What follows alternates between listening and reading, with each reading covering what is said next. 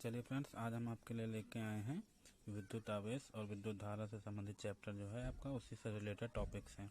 पहला टॉपिक हमारा है विद्युत आवेश। लिखा है किसी पदार्थ का वह गुण जिसके उसमें उत्पन्न विद्युत तथा चुंबकीय प्रभाव उत्पन्न होते हैं विद्युत आवेश कहलाता है। इसे स्मॉल क्यू से प्रदर्शित करते हैं। यह एक अदिश राशि है। मतलब कि कोई भी पदार्थ हो और उसमें विद्युत या चुंबकीय प्रभाव उत्पन्न होता है तो वह विद्युत आवेश कहलाता है। या एक अदिश राशि है और इसे स्मॉल क्यू से प्रदर्शित करते हैं। इसका मात्रक होता है कूलाम और फार्मूला होता है Q बराबर N इंटू ई, जहाँ Q आपका आवेश है, N पदार्थ में उपस्थित इलेक्ट्रॉनों की संख्या है और E इलेक्ट्रॉनों पर आवेश होता है, जिसका मान होता है 1.6 × 10⁻⁻19 कूलाम। इसके बाद इसके प्रकार हैं। तो पहला है ये धनावेश, यानी कि किसी पदार्थ पर इलेक्ट्रॉनों की कमी के कारण उत्पन्न आवेश को धनावेश कहते हैं। मतलब जब किसी धातु या तत्व पर इलेक्ट्रॉनों की कमी होती है या फिर वह इलेक्ट्रॉन त्यागता है तब उस पर धनावेश उत्पन्न होता है। और ऋणावेश, यानी कि किसी पदार्थ पर इलेक्ट्रॉनों की अधिकता के कारण उत्पन्न आवेश ऋणावेश कहलाता है। तो देखिए, धनावेश का एग्जाम्पल हम आपको दें, जैसे सोडियम हुआ, इसका परमाणु क्रमांक होता है 11। इसको आप लिखेंगे 1s2 2s2 2p6 and 3s1।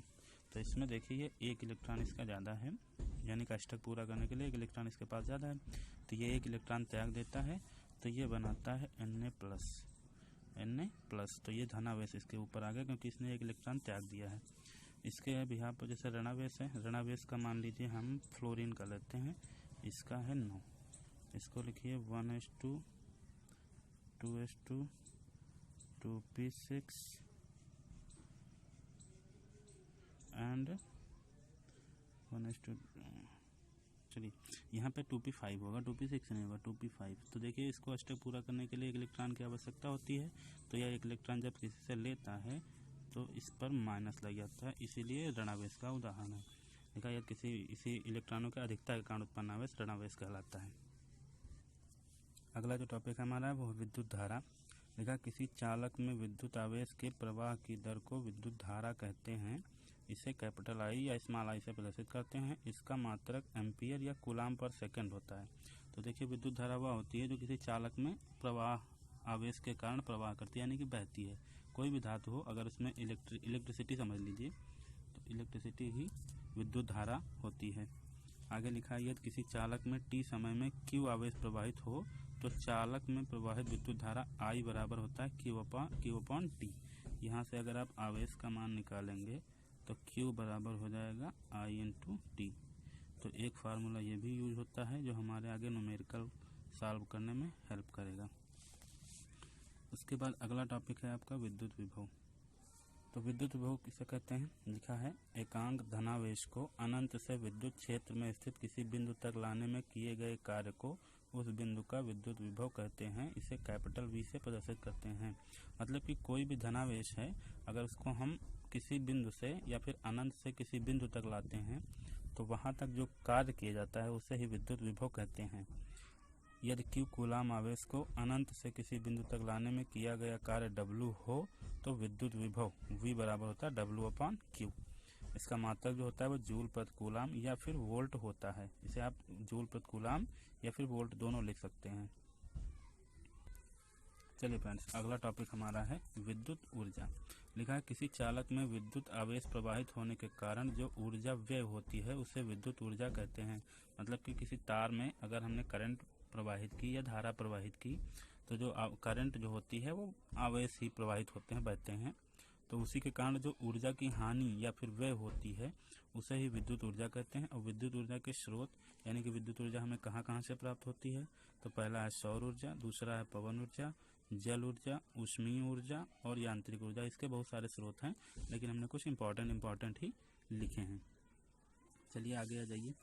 अगला हमारा टॉपिक है ओम का नियम। ये फ्रेंड्स एग्ज़ाम की दृष्टि से बहुत इम्पोर्टेंट है और ये हर बार एग्ज़ाम में पूछा जरूर जाता है। तो देखिए, इसका लिखा है, इस नियम के अनुसार किसी धातु के तार में प्रवाहित होने वाली विद्युत धारा I उस तार के सिरों के मध्य उत्पन्न विद्युत विभवांतर V के अनुक्रमानुपाती होता है। यानी कि जो V होता है वो अनुक्रमानुपाती होता है I के, यानी कि विभवांतर जो है वो धारा के अनुक्रमानुपाती होता है। और आपको पता होगा जब कोई भी अनुक्रमानुपाती नियतांक हटता है तो उसके आगे कांस्टेंट टर्म यानी कि नियतांक लगता है, जो कि यहाँ पे R यूज किया गया है।